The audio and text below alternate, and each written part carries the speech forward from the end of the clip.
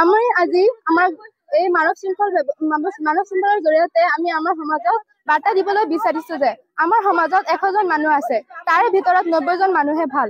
তেওঁলোকে বিভিন্ন ধৰণৰ মীন পালন, কৃষি কাৰ্য কৰি লগত ব্যৱসায়ৰ লগত জড়িত হৈ আছে। আৰু আমাৰ সমাজত বহুতো ডক্তৰ আছে, বহুতো ইঞ্জিনিয়াৰ আছে, বহুতো ভাল ভাল মানুহ আছে, কৰ্মক্ষেত্ৰৰ লগত জড়িত মানুহ আছে।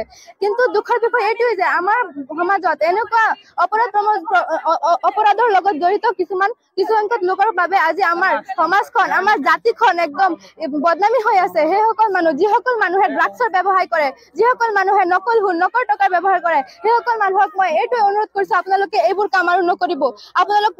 আপোনালোকক আমি অনুৰোধ কৰিছো, আপোনালোকে এইবোৰ কাম বাদ দিয়ক আৰু আমাক এখন সুস্থ সমাজ প্ৰদান কৰক। নমস্কাৰ, মোৰ নাম নাফিজ আক্তাৰ, মই 10ম শ্ৰেণীৰ ছাত্ৰী।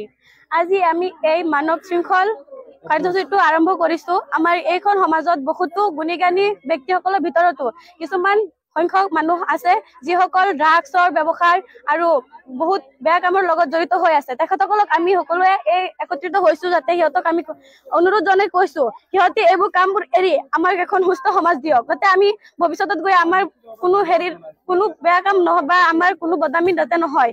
আমি সকলোৱে তেনেবোৰ ব্যক্তিসকলক কৈছো যিসকল এইবোৰ কামত জড়িত হৈ আছে তেখেতসকলে এইবোৰ কামৰ পৰা আঁতৰি আহক। তেখেতসকলে আমাৰ সমাজখন ভাল সুস্থ কৰি ৰাখক।